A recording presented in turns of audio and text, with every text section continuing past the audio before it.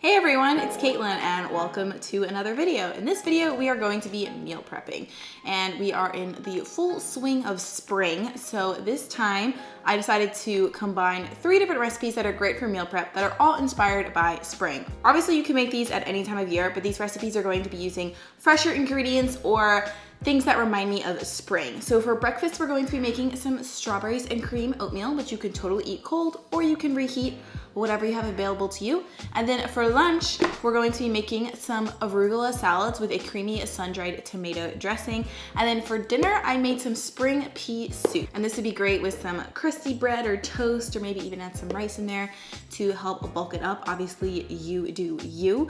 Without further ado, let's get straight into the recipes. For breakfast, we're going to be making strawberries and cream oatmeal, and this recipe is totally inspired by those instant oatmeal packs that I ate as a kid. But this recipe is going to be using some triple strawberry action. So first, we are going to be making a strawberry milk for our oats by blending fresh strawberries with almond milk or another nut milk of your choice. And this is going to be the liquid that we cook our oats in. So you're just going to process that in your blender until the strawberries are dissolved. The milk will be a pretty pink color and be pretty smooth and creamy. I am using fresh strawberries, but if you want to use frozen, you can in a bind, though I do think that fresh strawberries tend to taste a little bit sweeter, and it is spring, so 'tis the season. They're usually pretty affordable at the grocery store. So for our actual oatmeal, I like to use a mixture of quick oats and rolled oats. The quick oats tend to dissolve better and have a nice creamy texture, while the rolled oats keep their texture more and have a nice bite. But you can use any combination of the two or just one if you prefer. You're going to add those to a pot with our strawberry milk, and then we're going to add a little bit more flavor with some vanilla extract and some liquid sweetener. I'm using maple syrup here, but you could also use coconut sugar, chopped dates, or even brown sugar if you'd like. Either way, you're going to give everything a good stir and raise the heat on this pot, and we're just going to cook our oats as you would any other oats. You're going to simmer them down and cook them a bit, but like I said, we do have some triple strawberry action going on here. So once this mixture actually starts to heat up, we're going to add in some more diced strawberries and cook those into our oatmeal as well. So we have our strawberry milk, and then we'll have some tender juicy pieces of strawberries too. So you're going to keep cooking this down until the oats reach your desired texture. If you plan on reheating the meal prep later, I would stop at about this point where they're still pretty runny, because they will thicken as they cool in the fridge, and they will also thicken more as you heat them up. I decided to serve mine as is, and I wasn't going to reheat them, so I cooked them down to about this thickness and creaminess level. As you can see, they're very nice and creamy. And if you're eating these at home and you have the luxury to put it in a bowl, you can go ahead and do so. I like to top mine with some almond butter or some other nut butter, just because, I mean, everything is better with nut butter, let's be honest. And it adds an even creamier level to the oats. And then I'm also topping it with our third strawberry element, which is fresh strawberries. So you have the crunch from the fresh strawberries as well as the cooked strawberries and our strawberry milk. Then I also added a little bit of nature sprinkles, aka hand parts, and that is it. So if you're enjoying your breakfast at home, it can look like this, or it doesn't have to look like this. It definitely doesn't have to look fancy. But if you're going on the go for meal prep, this recipe also works well for that too. You could also add in the nut butter and hand parts here. This recipe is nice and versatile and delicious. Next up, we're going to be making a quinoa and arugula salad with a sun-dried tomato dressing. So to start out, we're actually going to make our creamy sun-dried tomato dressing. You're going to need sun-dried tomatoes. A lot of them are packed in oil. I try to avoid that, so I buy the dried ones. They're pretty easy to find at some grocery stores, and all I did here was rehydrate them in some hot water for a few minutes. So as you can see, they're a little bit more tender. So you're going to add this into a blender, and you actually don't need a high-speed blender for this recipe. You can just use a bullet blender and it will work perfectly well. Then we're going to add in some hemp parts, which help make the dressing creamy without the need for any extra added oil or other nuts. I wanted to keep this recipe nut-free. We're also going to add a touch of balsamic vinegar, as well as some Italian seasoning, some fresh garlic, and some filtered water, and that is literally it. The hemp hearts are soft enough so once you blend it up, they'll still form a nice and creamy dressing, and you don't need a high-speed blender in order to do it. So that's our dressing. We've made that. We're going to set that aside and make our actual salad as well. So the base of our salad is going to be arugula. I love arugula because it has a nice like pungent peppery taste, but you could also use baby spinach if you're not a fan. We're going to use some arugula, then we're also going to add in some cooked quinoa. I assumed you guys knew how to cook quinoa, so I didn't put it in the video. As well as some canned beans. I like to use white beans in this salad. I'm using navy beans here, but cannellini beans will also work.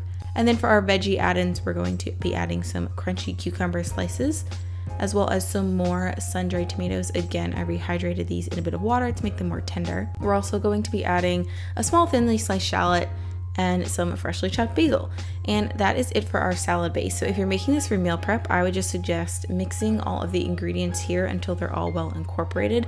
But I wouldn't add the dressing to your salad yet, just because arugula is more of a tender leafy green and it would wilt throughout time in the fridge. I mean, for meal prep in general, I would just dress your salad right before you serve it, unless you're doing something like kale where you're really going to massage it. So for meal prep, I'm using my handy dandy glass Tupperwares, and I just am going to portion out my salad into each one, making sure I'm getting a good amount of beans and quinoa and veggies and everything. And then, like I said, we're not going to dress our salads yet. We're just going to seal them, pop them in the fridge, and then they are ready to go. Like I said, you're just going to store your salad dressing separately. I have these cute little white containers, but you know, you can put it in whatever you'd like. Or if you have the luxury of eating at home, you can serve it on a plate like so. Top your dressing on top and mix everything together. Or if you're making this for family or friends for a nice dinner or something, you could totally just dress the salad in the bowl with the rest of the ingredients. Whatever floats your boat, you know? Either way, it's delicious and yummy and a great spring recipe. And then last but not least, for dinner, we're going to be making some green pea soup. This recipe actually only requires 6 essential ingredients. I'm using 7 because I like dill, but it's very simple to make and hearty and nourishing. So we're going to start out by adding some vegetable broth to a pot, along with some white onion and some garlic. And then we're going to saute the onion and the garlic down until they start to become translucent. And then at this point, we are going to add in our spices. So I am using some fresh dill and some fresh parsley. I would definitely recommend the parsley. It pairs really well with the peas. I also really love dill. You don't have to add it in, but I would recommend it. It makes it a lot better. So you're going to saute those for about a minute or so, and then we are going to add in a buttload of frozen peas. You can use fresh peas if you want, but economically speaking, it's way better to use frozen. They're cheap, they're affordable, they're delicious. You won't know the difference. So we're going to add our frozen peas in, and now we're going to add our remaining liquid ingredients, which includes some coconut milk, as well as some vegetable broth. So once you have all of that in there, you're going to give your soup a nice stir, and then you're going to put the lid on the pot and bring this to a boil over high heat. And then once the mixture actually starts to boil, you can remove it, give everything a nice little stir again, just to make sure it's all well incorporated, and let the mixture simmer for about 10 minutes or so, just so all the flavors can combine. And then at this point, if you have an immersion blender, you could totally just blend your soup in the pot. I actually don't have one, so I just transferred it to my blender, carefully blended it up, and then returned it to the pan to show you the beautiful green color that it is. It's a nice and creamy soup, and just the way I like it. So you're going to add in some extra black pepper if you would like on top. I like things a little spicy, so I like to add some into my soup. And then if you're meal prepping this, I would just store this in a larger container and sort of portion it out as you would like to for dinner. But you can also pre-portion it if you'd like. The soup also freezes well, so if you wanted to bulk cook things in advance, you could do that too. So again, I just topped it with some fresh dill and black pepper, and this is more of a lighter dinner, so I would definitely bulk this up by using some rice or maybe some bread. But either way, this soup is full of fresh flavor, but is still yummy and nourishing and satisfying. And like I said, if you are making this for meal prep, you can just store it in a big container and close it and portion it out through the week like you like to. That's it. Alright guys, there you have it. Let me know in the comments below if you like meal prep recipes and you want me to make more of them. Obviously, you don't have to make all 3 of these recipes if you're planning your meal prep for the week. I have a ton of other recipes on my blog that you can make instead.